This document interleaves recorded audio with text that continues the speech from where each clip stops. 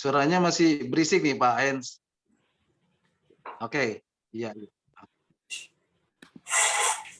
Ya, shalom, selamat malam Bapak Ibu yang hadir dalam Zoom meeting Evangelist Planner pada malam hari ini, dan juga teman-teman yang sedang mendengarkan dan mengikutinya lewat live streaming melalui Facebook. Selamat malam. Kiranya damai sejahtera dan sukacita dari Allah Bapa dan Tuhan Yesus Kristus serta Roh Kudus selalu beserta dengan Bapak Ibu sekarang dan sampai selama-lamanya. Puji nama Tuhan Bapak Ibu, malam hari ini kita masih kesempatan bergabung di dalam Zoom meeting malam hari ini, dan saya percaya inilah yang Bapak Ibu dan Saudara dan saya rindukan, yaitu datang mencari dan masuk di dalam hadirat Tuhan. Dan kehadirannya, hadirat Tuhan, hadirnya Tuhan, itulah yang akan memberkati kita dan mengurapi kita. Dan urapan itu akan terus mengalir setiap hari di dalam hidup kita, untuk kita hidup sesuai dengan rencananya dan melakukan kehendaknya. Bapak Ibu, saya percaya ketika kita tadi menaikkan pujian, meninggikan nama Tuhan, mengagungkan Dia, memuliakan Tuhan, Tuhan hadir di tengah-tengah umatnya. Dimanapun Bapak Ibu berada, baik itu di rumah, di kantor, di perjalanan, di tempat kerjaan, dimanapun saja. Dan hadirat Tuhan itu akan memenuhi jiwa dan hati Bapak Ibu. Dan akan memberkati kita dan memberikan kita damai sejahtera dan sukacita yang melimpah. Dan saya percaya juga kita semua rindu untuk boleh mendengarkan bagian-bagian dari firman Tuhan yang akan saya bagikan, yang akan saya sampaikan. Dan biarlah firman Tuhan itu boleh membuat kita dan menjadi kita bertumbuh di dalam pengenalan akan Tuhan. Bertumbuh di dalam iman. Dan iman kita tidak lagi stagnan dan biasa-biasa. Tetapi kita boleh semakin hari semakin besar, semakin bertumbuh di dalam Tuhan. Dan menjadi serupa seperti Yesus dan sempurna seperti Bapa yang adalah sempurna. Nah Bapak Ibu, malam hari ini kita akan melanjutkan dan merenungkan kembali bagian-bagian firman Tuhan. Dan malam hari ini saya beri tema koneksi ilahi atau divine connection. Bapak Ibu, untuk mengawali renungan ini, saya mau sampaikan terlebih dahulu apa yang dimaksud dengan koneksi ilahi atau divine connection ini. Koneksi ilahi atau divine connection adalah karya supranatural Allah yang menghubungkan saudara dan saya dengan beberapa orang untuk bersama-sama menggenapi tujuan ilahi. Jadi koneksi ilahi ini diprakarsai oleh Allah dan dieksekusi oleh Allah untuk mendapatkan penggenapan dari rencana ilahi. Bapak Ibu, Allah itu roh. Dan manusia itu pada dasarnya adalah debu atau daging. Atau yang sering disebut juga a living soul, makhluk hidup. Bapak Ibu, manusia tidak akan pernah bisa menemukan koneksi saat menghampiri Tuhan dengan menggunakan akalnya. Hanya roh manusialah yang mampu berhubungan dengan roh Tuhan. Dan kita harus mencari Tuhan di dimensi ilahi, di alam supranatural. Ini yang disebut koneksi ilahi, yang mampu menghubungkan manusia dengan Tuhan. Dan untuk berjalan di atas semua ini, kita membutuhkan iman. Kitab Ibrani pasal 11 ayat 1 mengatakan, iman adalah dasar dari segala sesuatu yang kita harapkan dan bukti dari segala sesuatu yang tidak kita lihat. Dan manusia rohani kita harus dihidupkan terlebih dahulu. Supaya kita mampu menangkap sinyal-sinyal ilahi. Karena koneksi ilahi itu harus dari roh. Dalam R huruf kecil, yaitu roh manusia. Dan roh R besar, roh Tuhan. dan sebaliknya. Bapak Ibu, untuk menghidupkan roh manusia itu ada dua elemen baru yang harus dimiliki, yaitu satu, hati yang baru, dua, roh yang baru. Inilah yang menjadi esensi dari ciptaan yang baru, yang tertulis di dalam kitab 2 Korintus 5 ayat 17, yang mengatakan, jadi siapa yang ada di dalam Kristus adalah ciptaan baru. Yang lama sudah berlalu, sesungguhnya yang baru sudah datang. Dan juga tertulis di dalam kitab Yeskiel 11 ayat 19 yang mengatakan,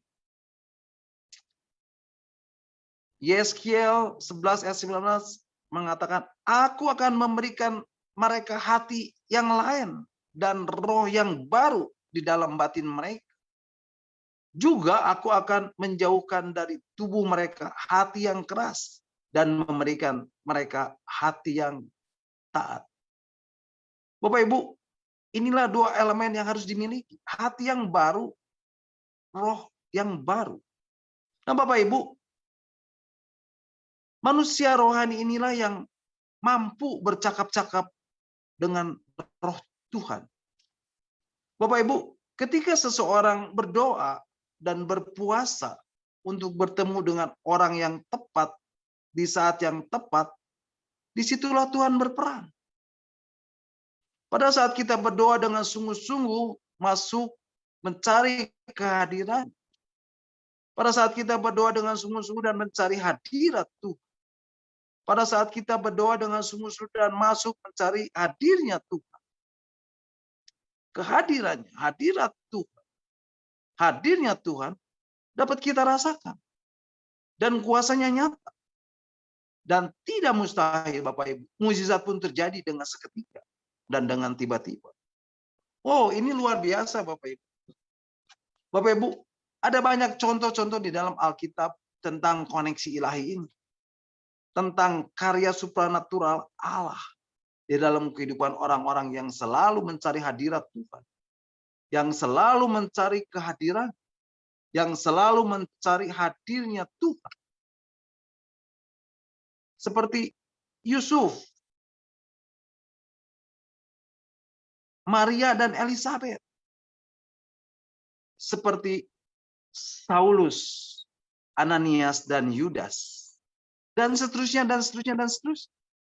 Nah Bapak Ibu, malam hari ini kita akan kembali membahas firman Tuhan dari kitab Kisah Para Rasul, yang merupakan kitab yang penuh dengan peristiwa-peristiwa yang menyatakan tentang urapan atau pengurapan dari Roh Kudus. Kalau Bapak Ibu belum membaca kitab Para Rasul ini dan memahaminya, Bapak Ibu belum mengerti tentang arti urapan ini. Dan malam hari ini kita akan kembali membahas tentang pertobatan seorang yang sangat membenci Yesus. Karena saking bencinya dia berusaha untuk membunuh semua orang yang menjadi pengikut Yesus ini. Dan malam hari ini kita melihat bagaimana terjadi koneksi ilahi pada Saulus, Ananias, dan Yudas.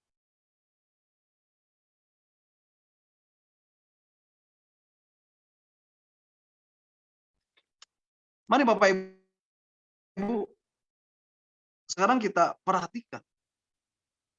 Dan melanjutkan renungan kita minggu yang lalu dari sudut pandang yang berbeda.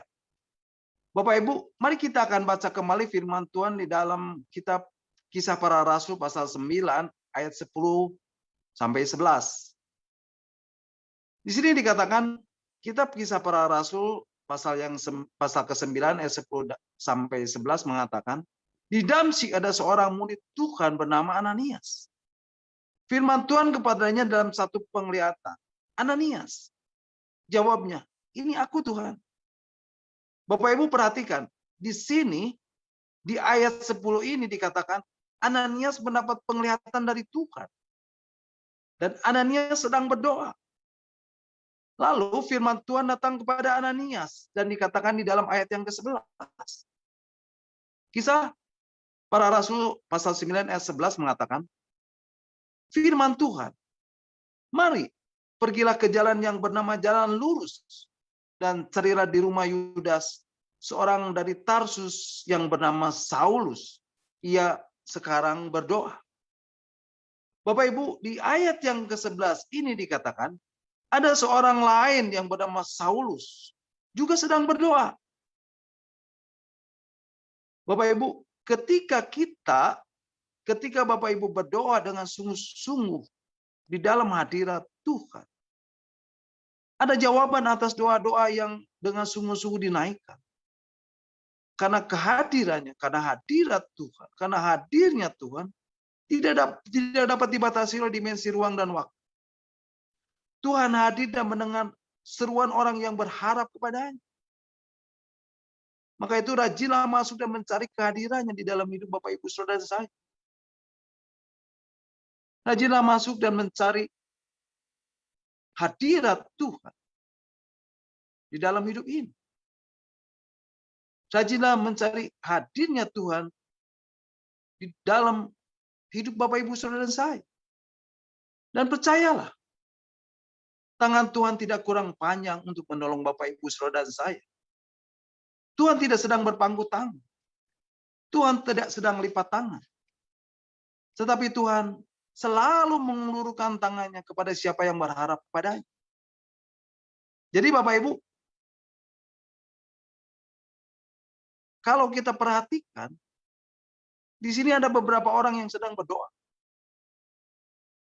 Dan ini Bapak Ibu seperti sebuah koin yang memiliki dua sisi. Ia sedang berdoa, dikatakan. Saulus sedang berdoa. Dan ini dikatakan Tuhan kepada Ananias hambanya. Ada seorang yang sedang berdoa. Dan Ananias bisa mendengar suara Tuhan juga. Karena pada saat itu juga Ananias sedang berdoa. Tahukah Bapak Ibu bahwa doa Bapak Ibu selalu punya dua sisi di dalam Yesus. Doa orang yang di luar Yesus hanya satu sisi, hanya satu arah, dan tidak ada jawaban ke bawah.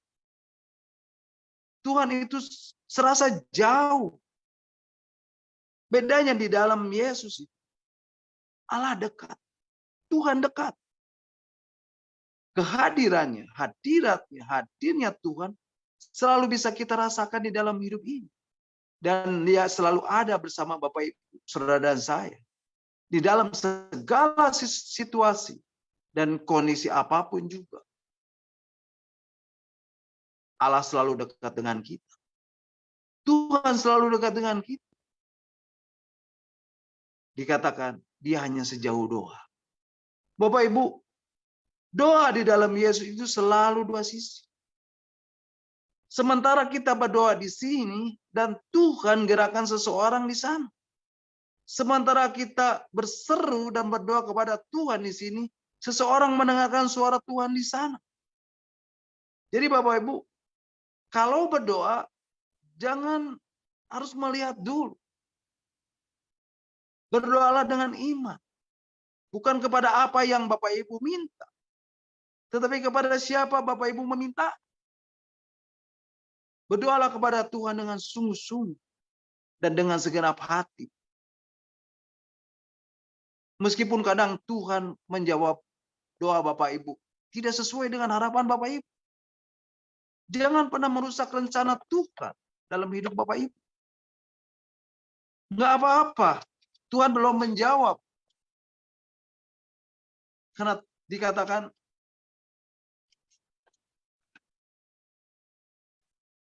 Tuhan punya cerita. Tuhan punya cerita sendiri. Yang lebih indah di dalam hidup Bapak Ibu. Pada waktu Bapak Ibu berdoa di tempat di mana Bapak Ibu berada, Tuhan sedang berbicara dengan seseorang di tempat lain. Ada satu koneksi ilah yang sedang terjadi. Dan itu adalah jawaban doa Bapak Ibu yang Tuhan nyatakan. Berdoalah selalu dengan iman. Dan Bapak Ibu akan mendapatkan jawaban. atas segala sesuatu yang Bapak Ibu sudah naikkan di hadapan Tuhan. Demikian juga dengan berpuasa. Di ayat yang ke-9 dikatakan, Saulus sedang berpuasa. 3 hari lamanya ia tidak makan dan minum. Dan Ananias juga sedang berpuasa. Bapak Ibu, kalau Bapak Ibu minta dibukakan pintu, Bapak Ibu harus ketok pintu, bukan? Ketoklah, maka pintu akan dibukakan. Tetapi tahukah Bapak Ibu, untuk pintu dibukakan, maka harus ada orang di sebelah sana yang membukakan pintu itu, bukan? Bapak Ibu, puasa itu juga demikian. Jangan menganggap puasa ini hanya untuk menyucikan diri. Itu hanya bagi orang-orang yang ada di dalam perjanjian lama. Tapi bagi kita Bapak Ibu, sama halnya dengan Saulus dan Ananias. Ketika mereka berpuasa, Ananias melihat satu penglihatan. Dan firman Tuhan datang kepada Ananias. Mari, pergilah ke jalan yang bernama jalan lurus. Dan carilah di rumah Yudas, seorang dari Tarsus yang bernama Saulus. Ia sekarang berdoa. Demikian dengan Saulus. Saulus pun melihat satu penglihatan. Dan ini dikatakan di dalam ayat yang ke-12. Kitab Kisah Para Rasul pasal 9 ayat 12 mengatakan, dan dalam suatu penglihatan, ia melihat bahwa seorang yang bernama Ananias masuk ke dalam dan menumpangkan tangannya ke atasnya, supaya ia dapat melihat lagi. Wow, luar biasa Bapak Ibu. Dikatakan ia melihat. Saulus melihat Bapak Ibu. Luar biasa sekali. Dan ini mirip Skype atau teleconference pada masa kini. Dari dua sisi dapat saling melihat secara bersamaan, Bapak Ibu. Dalam satu penglihatan, Saulus sekarang sedang melihat ada seseorang yang bernama Ananias masuk dan menumpangkan tangan ke atasnya supaya ia dapat melihat lagi. Sedang Ananias juga melihat dia sedang menumpangkan tangannya pada Saulus. Wow, luar biasa. Our God is a double dimension of God.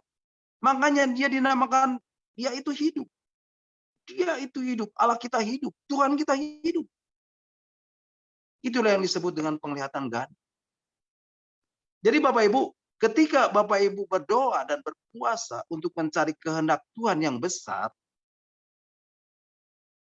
itu ada seseorang yang sedang berdoa juga dan berpuasa di tempat lain untuk mencari kehendak Tuhan yang besar, yang bisa Tuhan pertemukan. Itulah yang namanya koneksi ilahi. Bapak Ibu, tidak sedikit orang sehabis berdoa dan berpuasa untuk suatu kehendak Tuhan yang besar, tiba-tiba ada orang yang menelpon. Dan itu persis seperti yang kita harap. Itulah solusi dan merupakan jawaban Tuhan atas doa-doa yang telah kita naikkan kepada Tuhan. Bapak Ibu, di dalam hadirat Tuhan ada jawaban atas doa-doa Bapak Ibu.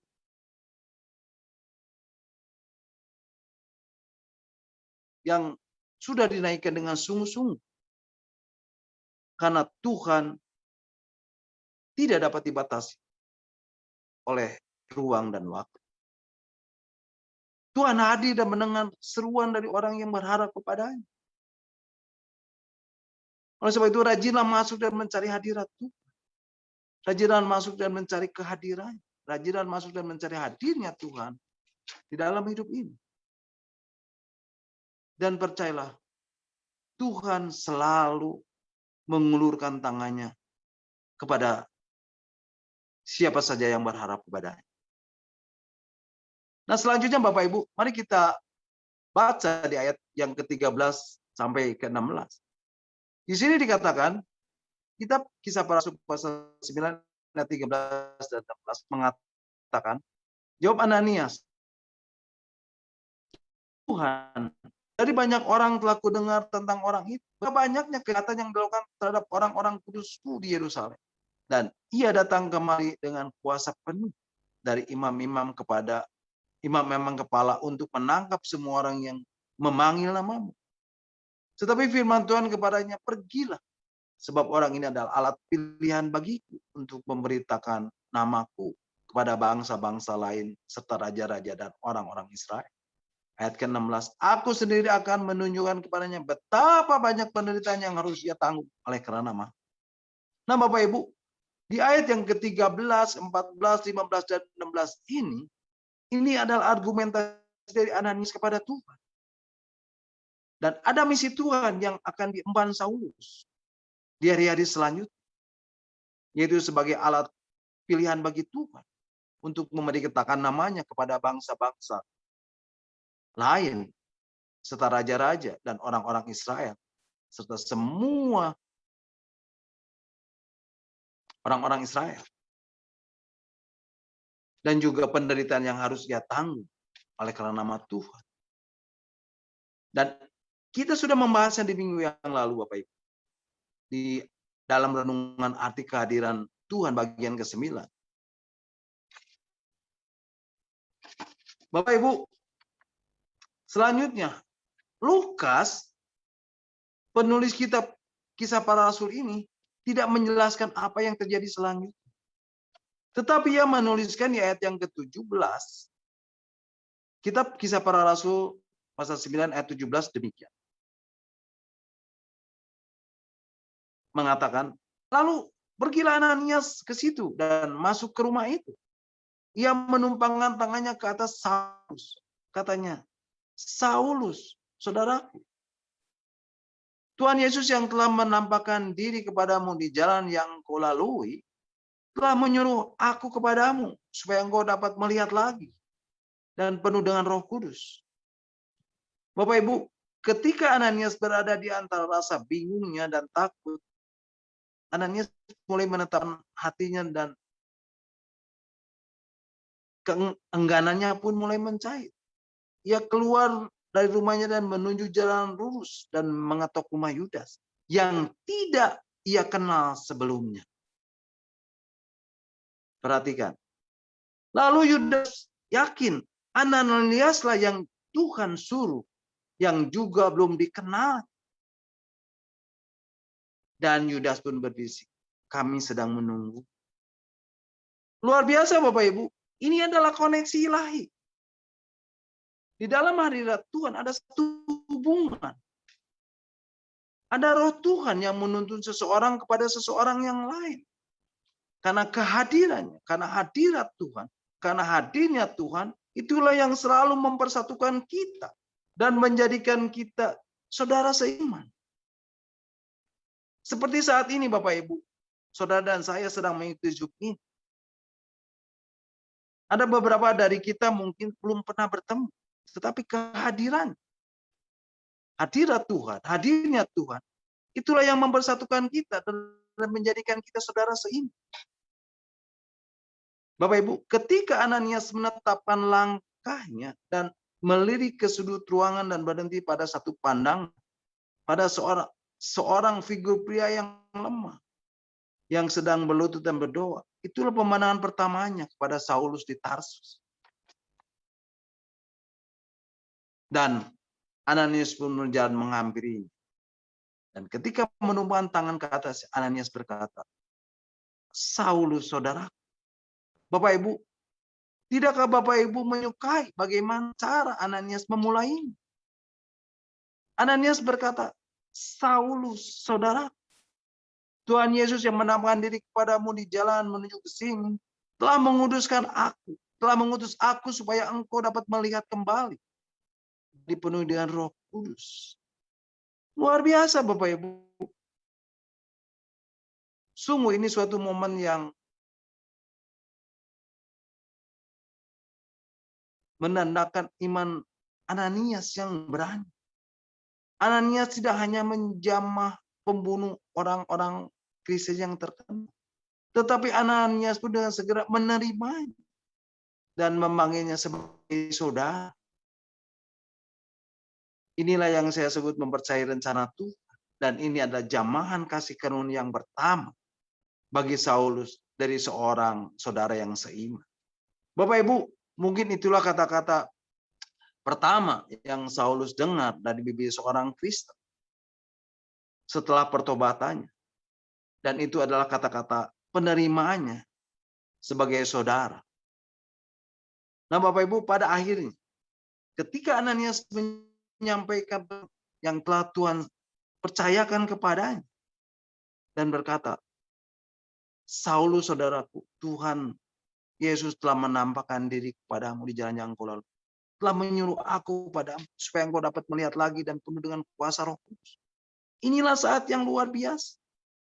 Satu-satunya alat penyembuh dan dorongan semangat bagi rasul yang penuh dengan kasih karunia. Dan sejak saat itu, Saulus dipenuhi oleh Roh Kudus. Dan pengurapan Roh Kudus turun atas Saulus. Bapak Ibu, tahu apa yang terjadi selanjutnya? Mari kita baca di ayat yang ke-18 dan 19a. Sebagai ayat-ayat yang terakhir yang akan menutup renungan kita malam hari ini. Di sini dikatakan Kitab Kisah Rasul pasal 9 ayat 18 dan 19 mengatakan, dan seketika itu juga seolah-olah selaput gugur dari matanya, sehingga ia dapat melihat lagi. Ia bangun, lalu dibaptis. Ayat 19a. Dan setelah ia makan, pulihlah kekuatannya. Bapak Ibu, perubahan itu terjadi secara instan. Saulus dapat melihat kembali. Bapak Ibu, itu terjadi dengan seketika dan dengan tiba-tiba. Bapak Ibu, setelah penglihatan Saulus pulih, kemudian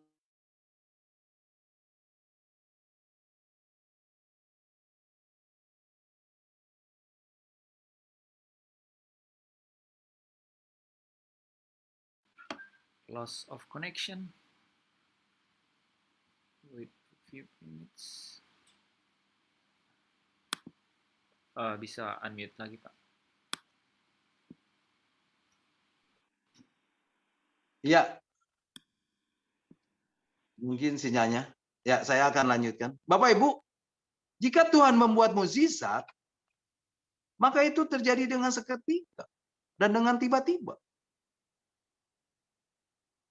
Setelah penglihatan Saulus pulih, Bapak Ibu, ada kemungkinan Ananias yang membaptis Saulus. Dan ini adalah pemandangan yang luar biasa, bukan? Bapak Ibu, inilah momen pertobatan Saulus yang tidak terlupakan bagi mereka berdua. Saya yakin mereka penuh dengan sukacita. Dan sejak saat itu, Saulus yang artinya besar memiliki nama baru, yaitu yang artinya kecil. Dan Paulus inilah yang menjadi rasul terbesar di dalam perjanjian baru dan menulis 2/3 dari kitab dalam perjanjian baru. Dan dikenal sebagai rasul yang penuh dengan kasih karunia. Amin. God bless you all. Bapak Ibu, sampai di sini renungan kita malam hari ini, dan Bapak Ibu bisa mengikuti dan mendengarkan kembali renungan-renungan yang akan saya sampaikan minggu depan di dalam Zoom meeting Evangelist Planner ini. Silakan Bapak Ibu kalau ada yang mau menambahkan atau yang mau bertanya, nanti Pak Hens yang akan menjawabnya. Amin. Tuhan Yesus memberkati. Puji Tuhan. Mari Bapak Ibu,